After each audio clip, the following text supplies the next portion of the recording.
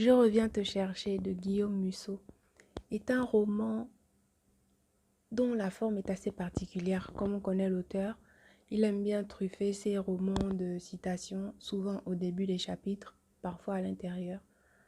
Donc c'est très riche, c'est documenté, on sent qu'il y a de la recherche et il y a de la culture derrière.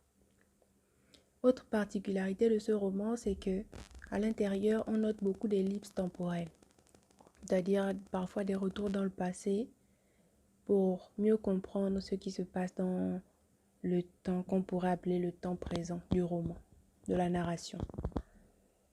Je dois avouer que à mon niveau, les ellipses temporelles ont réduit l'ampleur qu'auraient pu avoir les émotions ressenties en lisant le livre. Donc ça a été un peu un moins, mais c'est vraiment personnel. C'est comme ça que je l'ai ressenti. Donc au début, on tombe directement... et c'est aussi un roman qui a une particularité. La fantaisie, le rêve sont vraiment de la partie avec le fameux imaginez-vous, imaginez-vous. Ça nous permet de vivre une certaine vie en théorie sans avoir besoin de prendre le risque de la vivre vraiment. Donc c'est plutôt marrant, plutôt intéressant comme approche. C'est donc l'histoire de Ethan Whittaker qui au début de l'œuvre, en tout cas dans la trame de l'histoire, est un jeune homme de 23 ans qui fait partie de la classe ouvrière et qui semble néanmoins tourmenté et perturbé par cette vie qu'il ne veut pas, cette vie dans laquelle il ne veut pas s'éterniser et à laquelle il ne veut pas appartenir durant tout le restant de ses jours. Il sent qu'il s'ennuie, il sent qu'il s'étouffe. Pourtant, il a une fiancée, Marisa, et un ami, un meilleur ami, Jimmy. Malgré tout, ces deux personnes dans sa vie ne semblent pas combler le grand vide qui y a en lui. Il rêve de luxe, il rêve d'une vie meilleure, il rêve d'appartenir à la grande bourgeoisie et de fuir ces quartiers de Boston pauvres, ces quartiers où les rêves n'ont pas leur place, ces quartiers où les vies sont toutes tracées, où il faut les suivre. Il faut suivre les chemins déjà tracés, déjà écrits. Le destin est tout tracé, sans espoir d'amélioration de vie. Une vie où on se tue à la tâche pour des maigres revenus, où on n'espère pas pouvoir dépenser sans compter. C'est ainsi qu'un jour, au cours d'une balade qu'ils avaient organisée avec Marissa et Jimmy, il décide de disparaître de son ancienne vie. Alors qu'il allait se marier, il disparaît complètement de leur vie. De l'autre côté, il réussit à reprendre des études, à devenir psychothérapeute. Donc, il ouvre un cabinet à New York, la ville dans laquelle les étrangers se sentent chez eux, selon ses dires. Il réussit à se faire une certaine notoriété et devient même très en vogue avec des méthodes plutôt révolutionnaires. Cependant, il règne quand même en lui une certaine ambivalence entre l'image qu'il offre au public, l'image d'un homme plutôt équilibré, plutôt heureux, content de sa vie, et à l'intérieur, une ruine, simplement. C'est quelqu'un qui est tourmenté par son passé, qui regrette beaucoup de choses et qui est surtout victime d'une profonde dépression. Bref, le parfait archétype du cordonnier mal chaussé.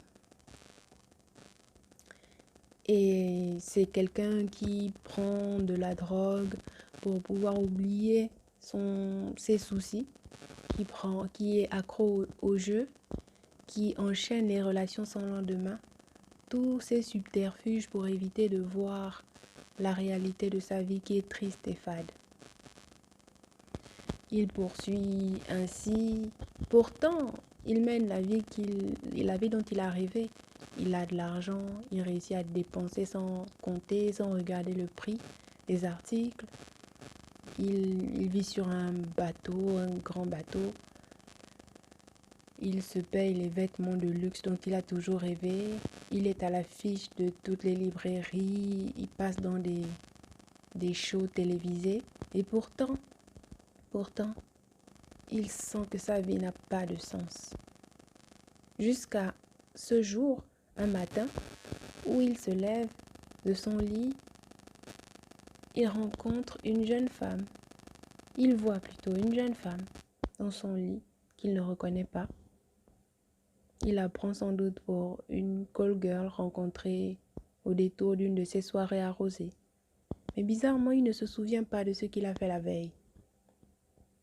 Il commence donc sa journée comme si de rien n'était. Pourtant, c'est une journée qui va demeurer interminable, car elle va se répéter chaque fois, toujours avec ses impressions de déjà-vu. Et tout le temps, elle se termine par sa mort, et il ne comprend pas pourquoi. Il va donc être coincé dans une boucle temporelle, revivant sans fin cette journée, durant laquelle il va tenter de faire les choses différemment afin que le désastre ne se produise pas.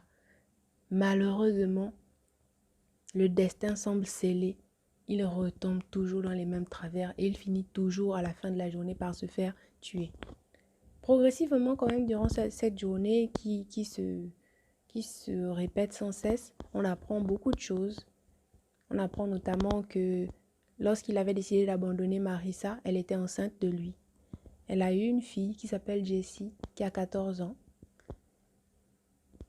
Une fille qui a été élevée avec Jimmy, vu que Marissa s'était mariée avec Jimmy, son meilleur ami, le meilleur ami d'Ethan.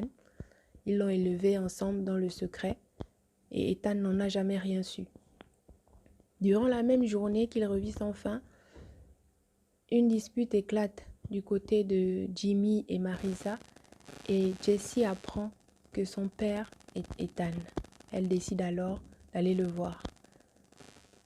Durant cette même journée, Jessie est tuée.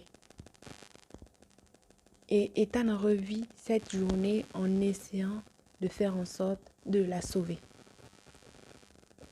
Il réussit à certains moments à la sauver, à discuter avec elle, à la comprendre un peu mieux. Mais irrémédiablement, il finit toujours lui-même par décéder.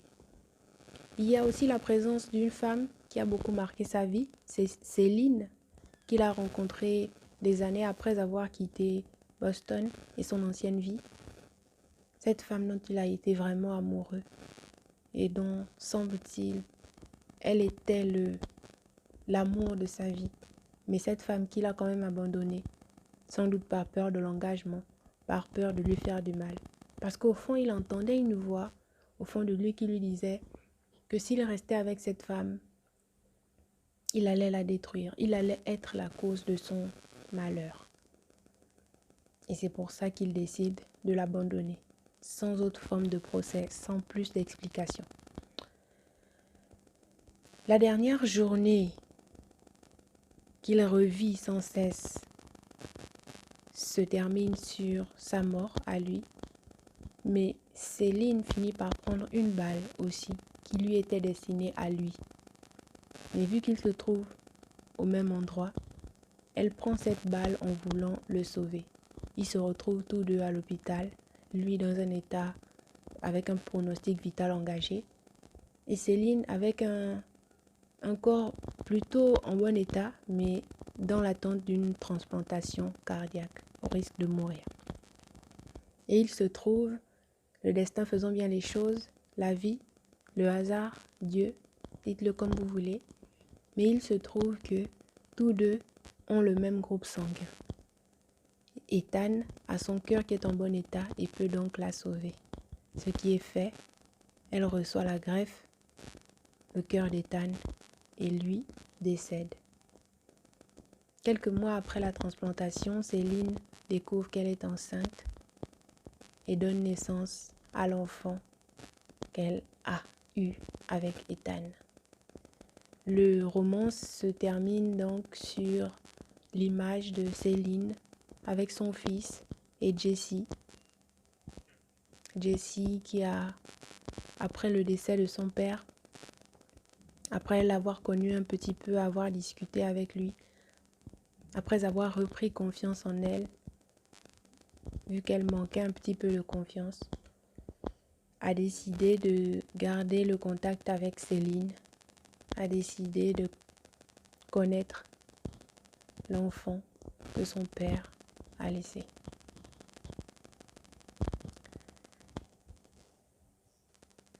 Un détail tout aussi important, au cours du roman, on apprend que la personne qui tue irrémédiablement, irréversiblement Ethan est en réalité un tueur à gages qui l'avait engagé la veille pour le tuer.